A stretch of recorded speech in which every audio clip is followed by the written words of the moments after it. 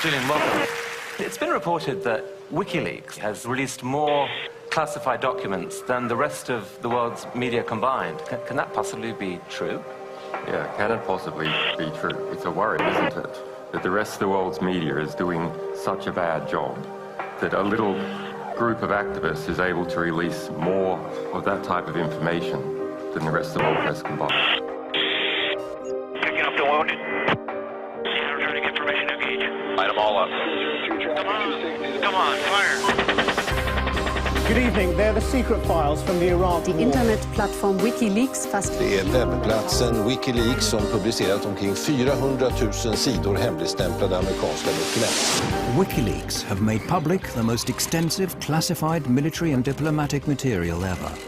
What they've released is challenging and provoking governments with skeletons in their cupboards all over the world. We should condemn the disclosure of any classified information by individuals and organizations. The people who are in power will not give that power away freely.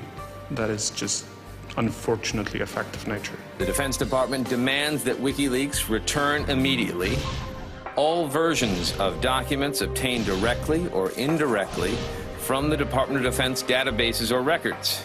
It's only now that the true story behind the development of this closed organization is coming to light. But while the world's discussing whether Assange is a rapist or a saint, WikiLeaks continue to pursue their own political agenda. Every release that we do of material has a second message, and that is we set examples. If you engage in immoral, in unjust behavior, it will be found out, it will be revealed, and you will suffer the consequences. What we have here is a new breed of rebel, IT guerrillas without a national base. Student digs, coffee bars and server rooms, these are their command and control centers spread all over the world, and the battle's already started. There's a general in charge of 120 Defense Intelligence Agency personnel targeting this institution and its products.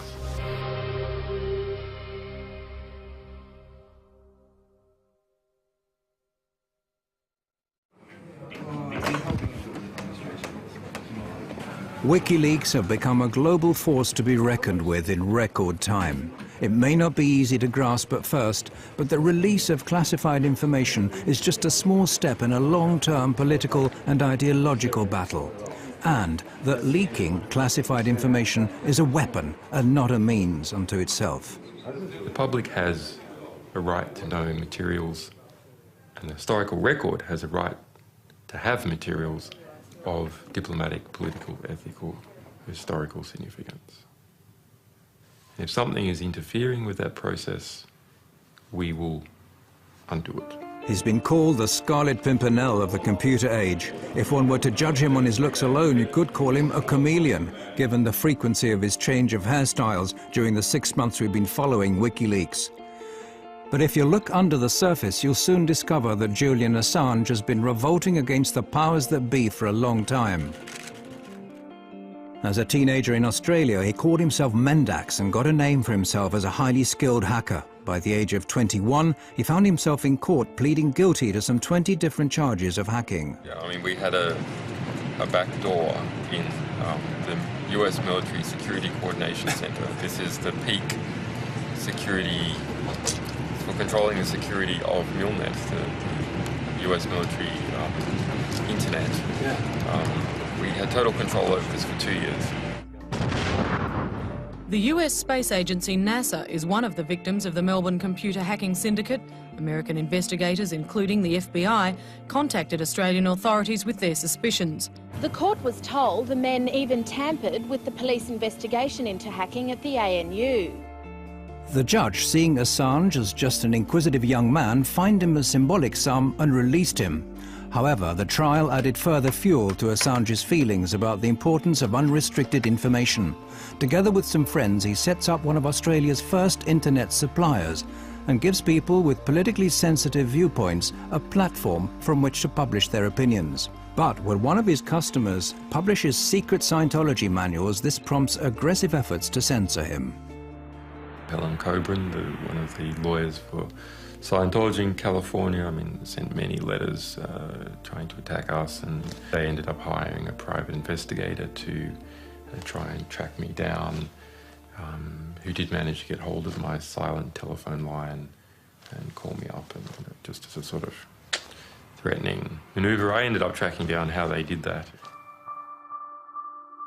Those efforts to censor the site strengthen his conviction that something has to be done against those withholding important information from the public at large.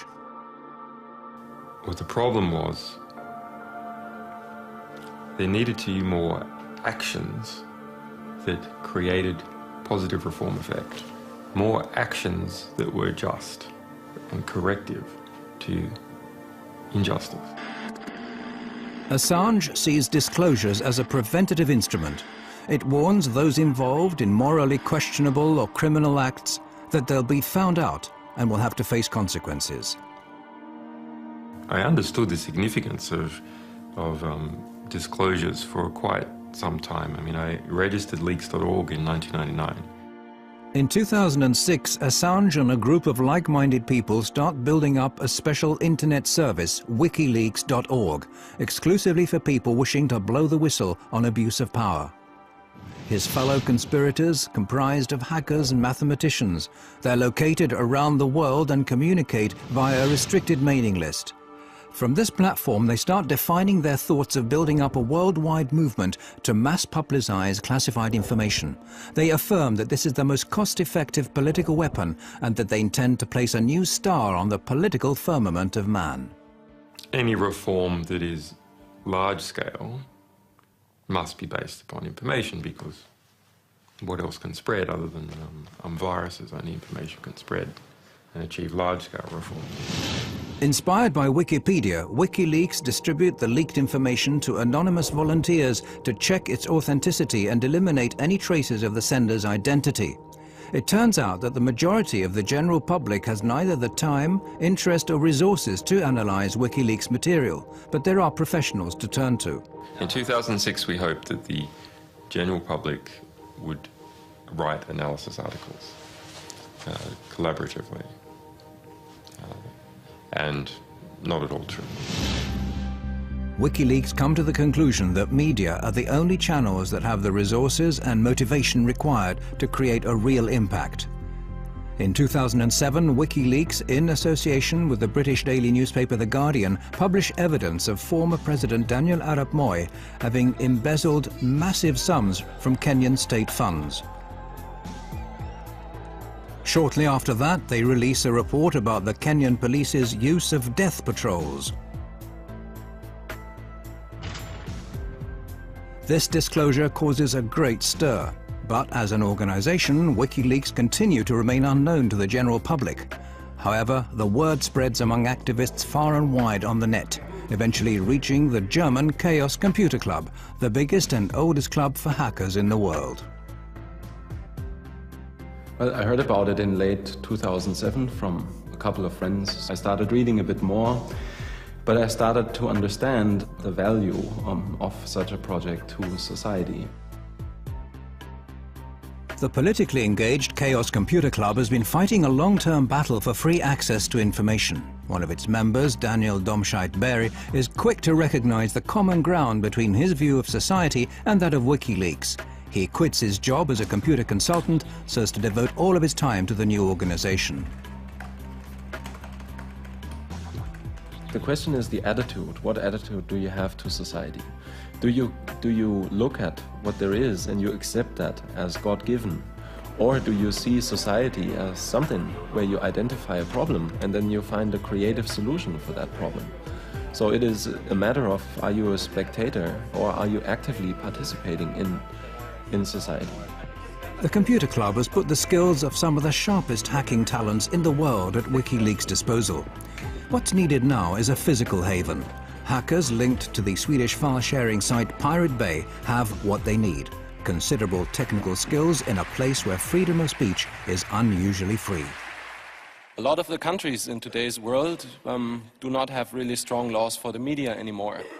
But a few countries, like for instance Belgium, also the United States with the First Amendment, and especially, for example, Sweden, have very strong laws protecting the media and the work of investigative or general journalists. So from our perspective, this is something, if there are any Swedes here, you have to make sure that your country is really one of the strongholds of freedom of information. Sweden has an enviable, although far from perfect, record in protecting publications. It has a practical record within the past few years of protecting internet publications against censorship. And it's precisely Sweden's unique freedom of speech law that prompts Wikileaks to locate their main site in this unpretentious basement in one of Stockholm's inner suburbs. Det började med en tunneltjänst, att de skulle tunnla trafik här igenom för att kunna kringgå vissa IP-bandningar och sånt som har skett i andra länder där som inte gillar Wikileaks. Men senare så valde de att ställa även en maskin här där de publicerar materialet ifrån. PRQ offer their customers total secrecy. Their systems prevent anyone from eavesdropping either Wikileaks chat pages or finding out who sent what to who. Vi erbjuder dels anonymitetstjänster, så kallade VPN-tunnlar, där en klient från utsidan ansluter till våra maskiner som sedan laddar ner den informationen de vill ha. Så om någon försöker spåra dem ifrån slutstationen, så att säga, där informationen kommer ifrån, så kommer de bara komma till våra maskiner. Och härifrån så lämnar inte vi ut några uppgifter om vem som hade det IP-numret vid det här tillfället. PRQ have a track record of being the hardest ISP you can find in the world. There's just no one else that bothers less about lawyers harassing them about content they are hosting. And it's just the attitude that, let's say, works very well with what Wikileaks was set out to do. Här är våran serverhall. One reason why WikiLeaks need PRQ is that their operations are protected by Sweden's strict freedom of expression laws, laws which PRQ exploit to the full. Vi accepterar allting som faller under, som är lagligt enligt svensk lag. Så accepterar vi precis allting, oavsett hur omoraliskt eller förkastligt det kan vara i övrigt, så väljer vi att inte göra några moraliska bedömningar. Det är en informationsbomb som står och väntar istället för de konventionella vapnen. Och förhoppningsvis så kan den här informationen på något sätt stoppa några av de konventionella vapnen. Det är min förhoppning.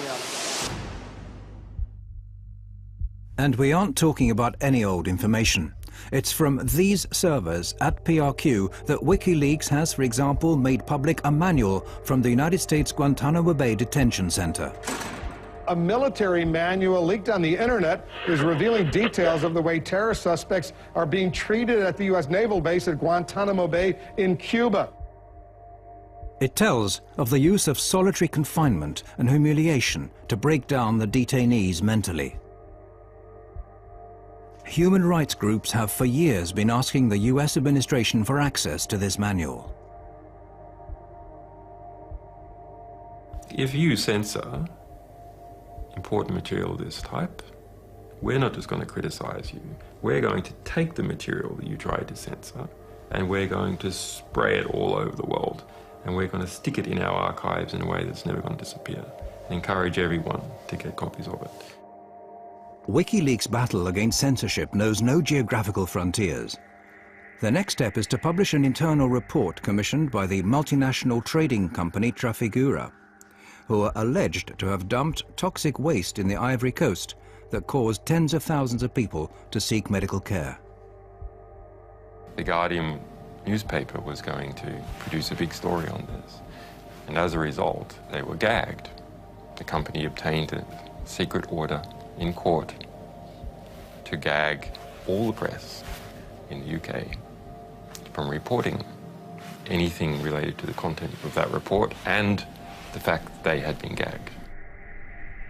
In the US, hackers discover that the Republican presidential candidate Sarah Palin is apparently bypassing US transparency laws by using a private email account to conduct government business. WikiLeaks publishes her messages. After just 2 years, the site's made public over 1 million secret documents, but WikiLeaks as an organization continues to be largely shrouded in secrecy. Only Julian Assange and Daniel Domscheit-Berry appear in public, the latter under the pseudonym Schmidt. Okay, hello everybody. My name is Daniel Schmidt, this is Julian Assange. We're here to make a short presentation about the Wikileaks project. According to The National, which is something that we are kind of proud, it's one of the last quotes we had. So The National has said that we have produced more scoops in our short existence than the Washington Post in the last 30 years.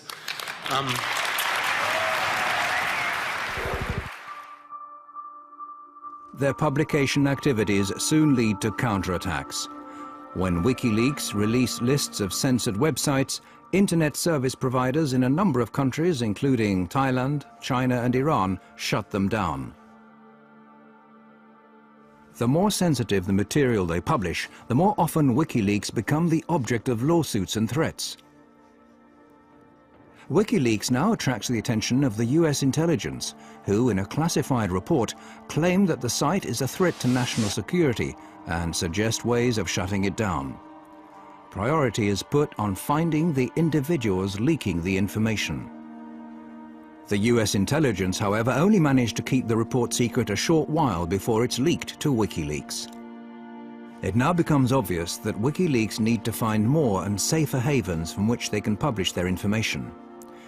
A sequence of events now starts on an island in the middle of the North Atlantic, which, while it leads to more censorship efforts, will also create new opportunities for WikiLeaks.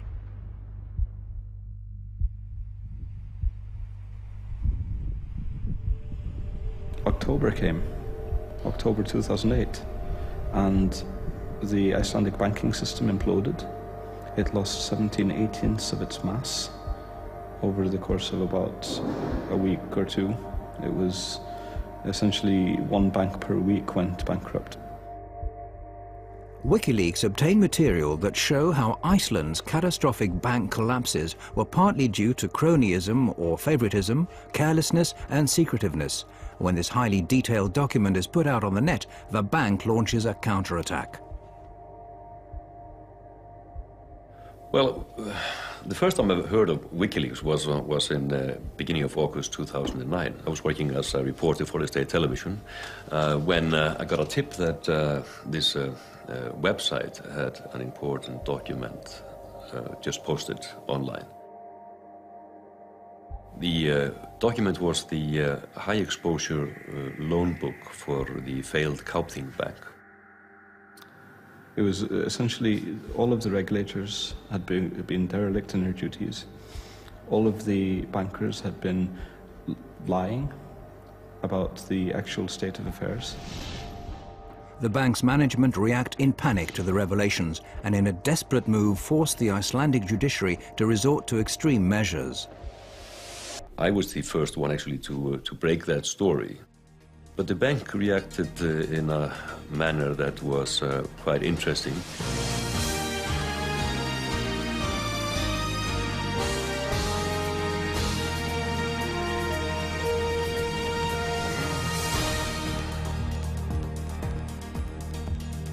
Gott kvöld, nú hefjast fréttir laugardaginn 1. ágúst, samt ekki allar þær fréttir sem við ætlum að segja ykkur. They got a gag order on the state television, actually the first and only one in the history of the Icelandic state television news department. Allir geta nálgast þau á vefsíðunni wikileaks.org, wikileaks.org. The leak lays bare the disastrous effects of the cronyism inherent in Iceland. We had failed as a country because we had not been sharing the information that we needed. We were in the middle of an information famine. That sort of eventually led to this just, let's get the WikiLeaks people here, and then when they were here, we just went, okay, is there anything you want us to do? And obviously there was. Welcome to this program. Thank you. Yes, you mentioned to me the dream that we in Iceland we should become a vanguard of publishing freedom. Absolutely, absolutely. So we see. And they were presenting this idea, which they called Switzerland of Bytes, which was basically to take the tax haven model and transform it into the transparency haven model. Why doesn't Iceland become the centre for publishing in the world? Because it's going to be global. Julian and I, we were just throwing that idea out, just declaring on national television that we thought this would be the next business model for Iceland. So that felt pretty weird. Then realizing the next day that everyone wanted to talk about it. Iceland has seen some of the problems that happen when society becomes too secret. WikiLeaks gave us the nudge that we needed. We had this idea, but we didn't know what to do with it. And they came and told us, and that is an incredibly valuable thing. WikiLeaks now team up with Icelandic activists and parliamentarians and together draw up a proposal that would transform Iceland into a haven for journalism. Herbert and I, and Birgir Jónsdóttir, and Rob Kongreip, and Julian Assange, the five of us sat in this hotel room for about 4 or 5 hours and wrote the entire proposal from scratch. The proposal is adopted unanimously by Iceland's parliament. Just getting a bill accepted in the parliament is nearly impossible. And this is actually this is a huge victory for the parliament to have a proposal of this nature passed through the parliament with everybody saying yes. It's also a victory for WikiLeaks, who are now not only using disclosures as a weapon, but also directly influencing freedom of expression laws. The entire hacker world behind WikiLeaks is growing increasingly confident that their visions will lead to an improved society. Well, I think people that are dealing with systems, and technologically oriented people are dealing with systems, they understand systems pretty well. And if you look at society, that's just yet another system. The people involved with WikiLeaks are exactly the same as me and the other people who are fighting this fight, in that they are information activists first and foremost. They believe in the power of information and power of knowledge, and the importance of allowing everybody to have both of those.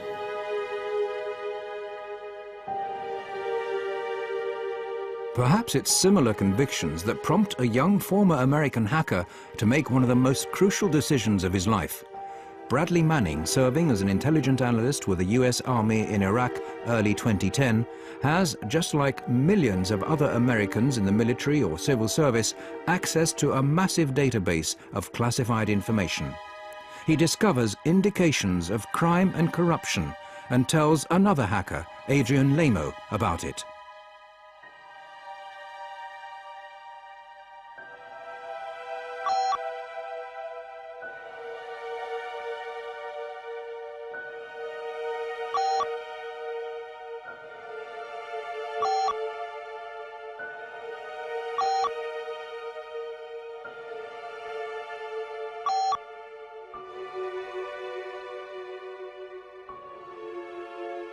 Manning writes that he sent hundreds of thousands of military and diplomatic reports to WikiLeaks, the biggest leak ever.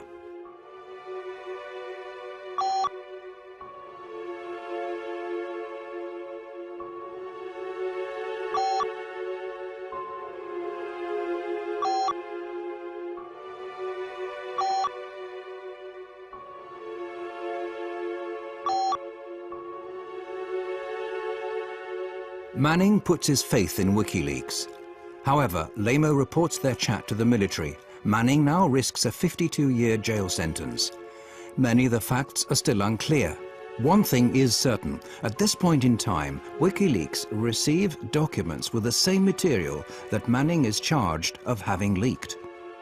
We make a commitment to our sources that we will represent their material to the public to the best of our ability and achieve maximum political impact for the risks that they take. WikiLeaks are in possession of explosive material, too big in fact for them to handle alone. Assange decides to stake all of his resources in one move. were sitting at a cafe in Reykjavik, and he basically just flipped over his laptop and told me, well, you gotta see something very interesting. I was quite shocked. This was instance of something that I recognized instantly as extremely important and strong material. This is what the crew of an American attack helicopter see while out on patrol in Baghdad. See all those people standing down there? There's a group of men on the street below. Two of them work for the international news agency Reuters. The driver, Saeed Shma, and the cameraman, Namir Noor Eldin. What annoys me the most is when people abuse their power and harm innocents, and they didn't actually need to do it. Hotel 26, this is Crazy Horse 18, have individuals with weapons. 4 radio. Request permission to engage. Roger that. We have no personnel east of our position. For me, personally, somebody that had spent so much effort into try to stop this war, that at least if this would be shown to people, that it might give people enough motivation to try to stop the next one. All right, we'll be engaging. Roger, go ahead. I can't get them now because they're behind that building. What shocked me with the video was the how the high resolution, the quality of it, the excessive use of force to shoot people with hollow 30mm bullets that are designed to penetrate armored vehicles and tanks, basically shot to pieces. Let me know when you gather or shoot. Light them all up. Come on, fire. Hey, Roger. Keep shooting. Keep shooting.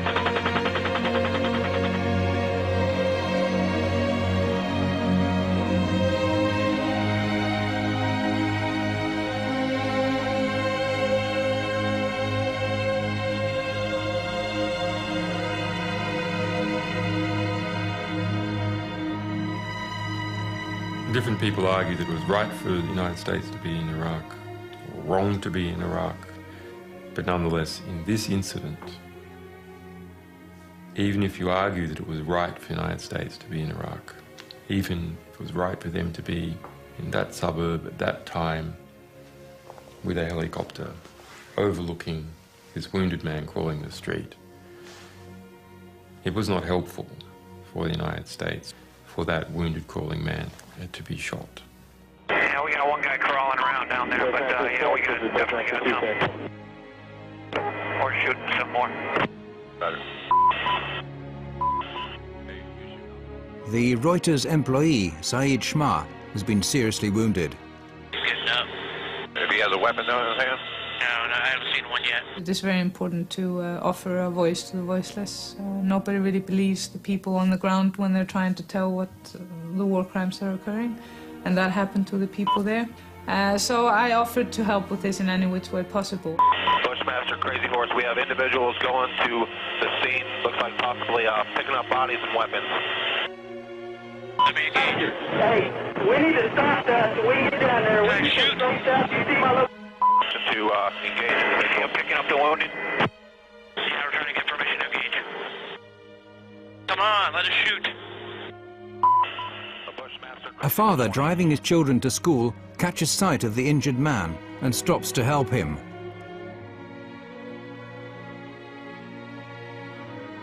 It's Bushmaster 7, go ahead.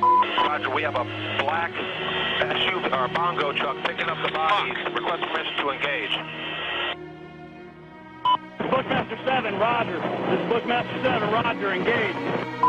1-8, engage. Clear. Come on. Clear.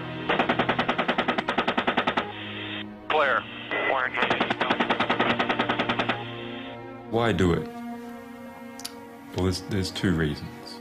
One, because it's fun to kill people. If you've been in that environment, removed from all the effects of killing people for a long time. It's a video game, you want to get a high score. The other is they brag after a kill streak about how many people they killed. They go back to base and go, hey, killed 13 today. Oh yeah, look at that, right through the windshield. Alright, there was 4 to 5 individuals in that truck, so I'm counting about 12 to 15. Oh yeah, look at those dead bastards. Nice. 2-6, Crazy Horse 1-8. When the ground troops arrive, they see that there are children in the car. Oh, it's their fault for bringing their kids to a battle. That's right. After viewing the video hundreds of times, it became almost an obsession to get the identity of the people there. We knew the identity of Namir Nur el-Din and Said Sma, the Reuters employees. But for me it was important to establish the identity of the other people there, especially the children in the minivan. We decided that it was worthwhile to go there and interview them. It turns out that the children survived the attack. Herr Affensen flies to Baghdad in search of more facts.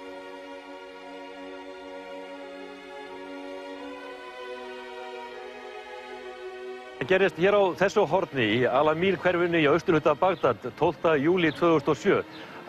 He traces the whereabouts of the children and shows the helicopter film to the victim's family.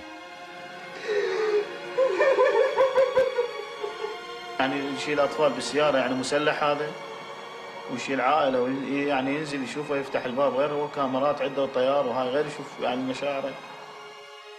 I think we could fairly establish fairly well from a journalistic point of view that the reason why the minivan was there was basically a coincidence that the driver stumbled up on the scene.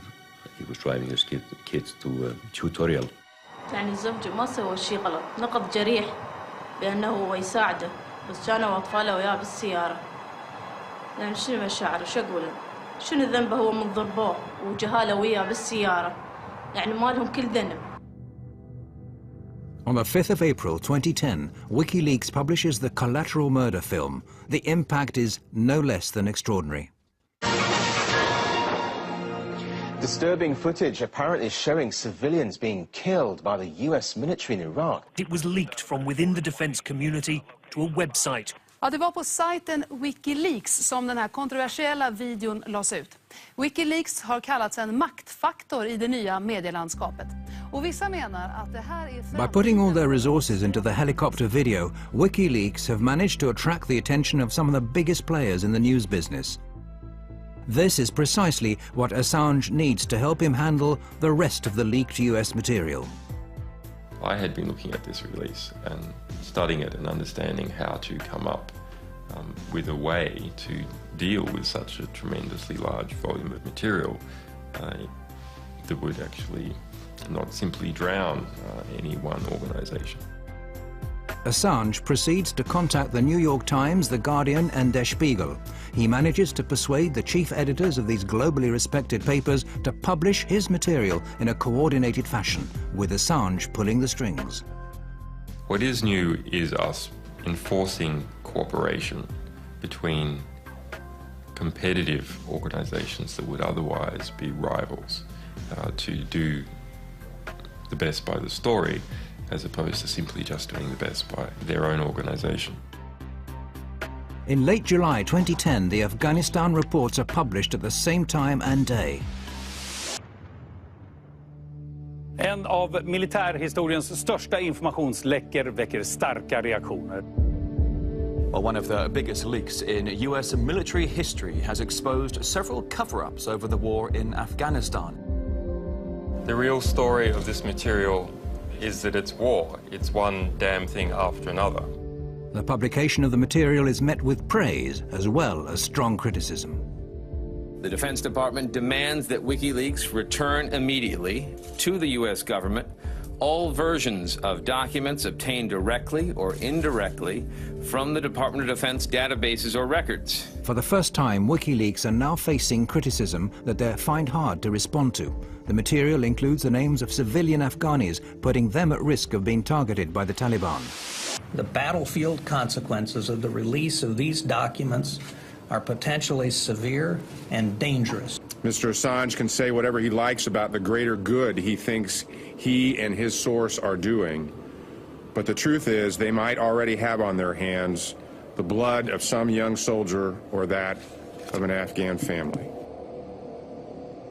Releasing classified material can be very risky, but Assange says that the end justifies the means.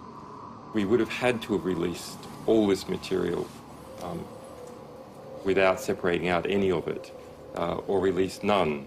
The value, the extraordinary value of this historic record to the progress of that war and its potential to save lives outweighs the danger to innocence. WikiLeaks now takes steps to avoid making the same mistake again. Their next publication, 400,000 military reports from the Iraq War, are painstakingly edited and names removed. They also start reinforcing their network of experienced journalists. Hey. Okay, so two spicy venti. How are you? Ian Overton is editor of the independent London-based Bureau of Investigative Journalism, who are now going to analyse the material and produce their own documentaries. It was a frantic rush of getting the best people we could on board, and we drew up a team of 25 people over a weekend, and my phone went red hot calling people.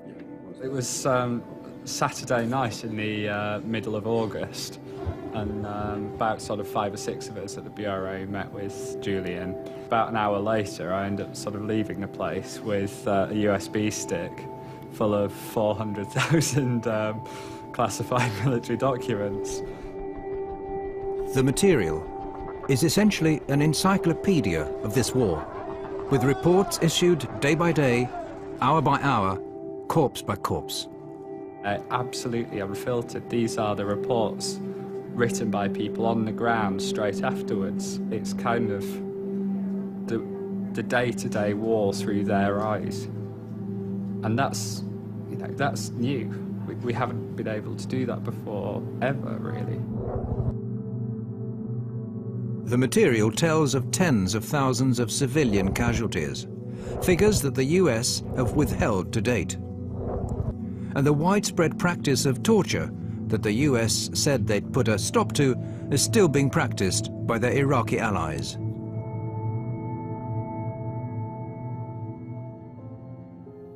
I think there are stories that cause you, to be filled with grief.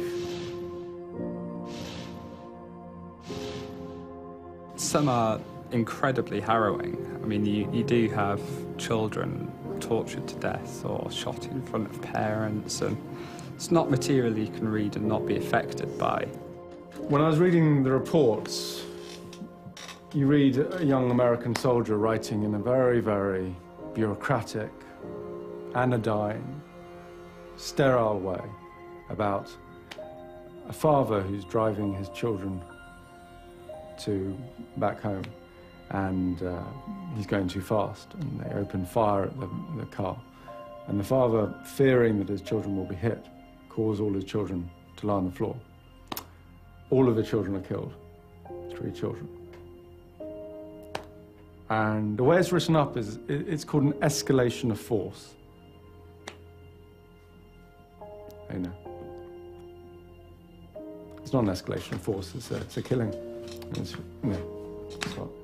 horrific.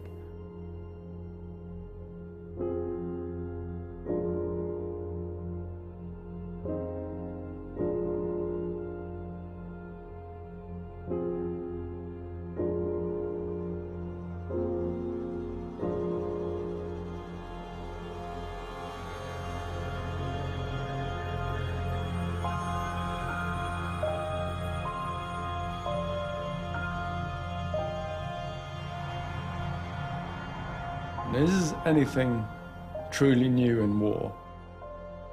War is hell. Awful things happen. And what these logs tell us is that war is hell. They don't hide from the truth. They're not spun by a military spin doctor talking in an air-conditioned conference room in the green zone. This is visceral, unequivocal death written in raw detail. 109,000 lives lost over the course of these reports. We're all doing what we can in something so huge that people can and hopefully will study this data for years. This is worth telling, this is worth getting out there. The lack of respect for human life runs like a common thread through the material. These images are of a helicopter crew who have just received orders to bomb a building where 3 enemy soldiers are thought to be hiding. If you'd like Crazy Horse 1A to put up missile in that building. A passerby suddenly turns up. But the crew don't wait. Target hit. You lost a missile. The crew could have waited until the man had passed. This is perhaps a measure of how human life was valued in Baghdad. Private cars being pursued by an attack helicopter.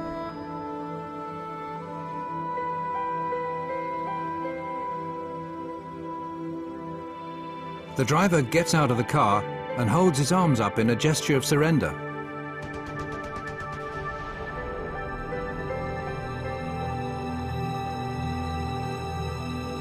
The more horrific the discovery the investigators in London make, the more they get the feeling of being threatened. It gradually becomes obvious that someone's watching their office. I do know that I'm being listened into and monitored by forces. I don't know. I've received strange text messages from anonymous sources. I've received death threats, and they're not very nice, clearly. And particularly the one that talked about my children. I just think that was a bit unnecessary. There's op-eds in the Washington Post saying that our personnel should be kidnapped from Europe. Our sources, one alleged source, executed. Similar statements by right-wing members of the US Congress. In Washington, the influential public figure Christian Whiten is agitating for the indictment of Wikileaks members, saying they should be treated as terrorists. There also has to be a clear punishment for people who engage in what I would consider a form of espionage, a form of political warfare. It's not an act of journalism or transparency, but an act of political war against us. The US ups its efforts to stop WikiLeaks. The payment service provider's money brokers closed down WikiLeaks' account. American hackers suspected of having links to WikiLeaks are detained, questioned, and have their computers confiscated. At the end of the day, things involving the web, I think you find, are less mysterious and new than may meet the eye at first. If you just go beyond, I'd say, the surface, you'll find telecommunications companies that are hosting the servers or hosting the companies that in turn host this information and have made this possible. You'll find banks that provide banking services to these people. You'll find landlords who provide rent to the individuals involved. So to that extent, I'm pretty sure you can peel back the onion and find exactly what this organization is, where it conducts its activities, and which jurisdiction it's subject to most directly. However, the stronger the attacks, the greater the support WikiLeaks receive.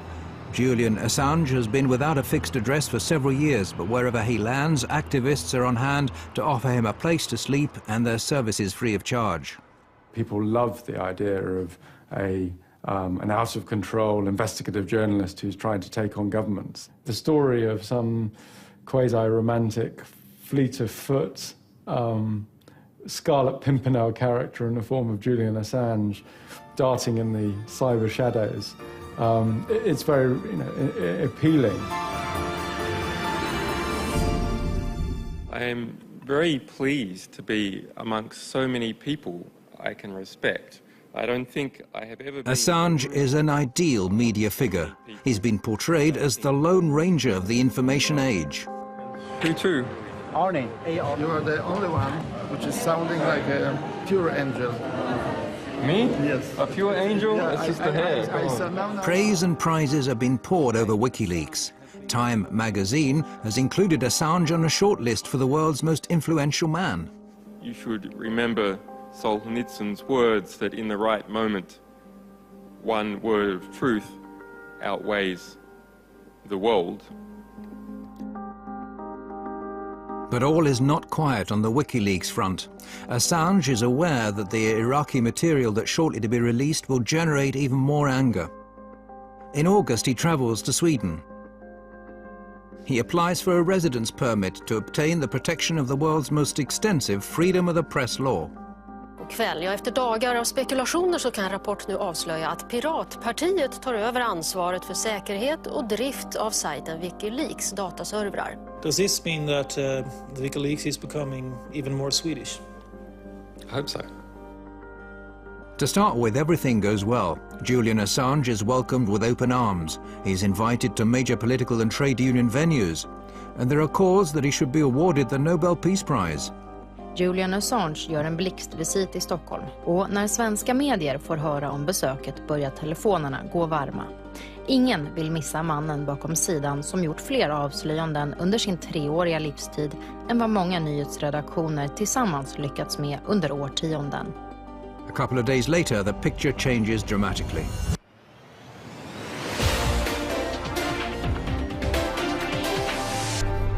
Åklagare har nu beslutat att inleda en förundersökning mot Wikileaks-grundaren Julian Assange. Wikileaks grundare Julian Assange förhördes igår kväll. Swedish authorities have issued an arrest warrant for Wikileaks founder Julian Assange. He's accused of rape and molestation. On the 20th of August, Assange is accused of rape. The alleged crime is immediately leaked to the world press. Behind the accusation are 2 women who had casual relationships with Assange. The women don't make any public statements, but the important evening paper Aftonbladet publishes an anonymous interview with one of them, which states that what started as voluntary sex subsequently became what she described as abusive. But she's not afraid of him, and he's not violent. All right, Julian Assange, the WikiLeaks founder and the target of the rape allegations, joins me now on the line. Thank you so much for speaking to us, Mr. Assange. What do you think about this? Clearly it is a smear campaign of some kind. Well, I came to Sweden as a refugee publisher involved with a extraordinary publishing fight with the Pentagon where our people were being detained with an attempt to prosecute me for espionage. So I'm unhappy and disappointed with how the Swedish justice system has been abused. Assange says he never forced anyone to have sex and that the judicial system has been misused. He implies that he's a victim of personal revenge and US pressure. That troubled a lot of us that had worked with the organization, the way this case was mixed with WikiLeaks. The way, of course, there must have been a party at the American embassy in Sweden when they read these news. It's like, yes, we don't have to do anything except just to pass this on. But whatever the truth is, a shadow has now been cast not only on his but also WikiLeaks' name. The rape allegations lead to a storm of protests from WikiLeaks. WikiLeaks has become the sensation because the 2 last big scoops, and the only scoops that have been actually played into the hands of the mainstream media, are sort of WikiLeaks versus the US or Julian Assange versus the Pentagon. This is not what WikiLeaks is about. It is a site that focuses on all sorts of leaks from all over the world.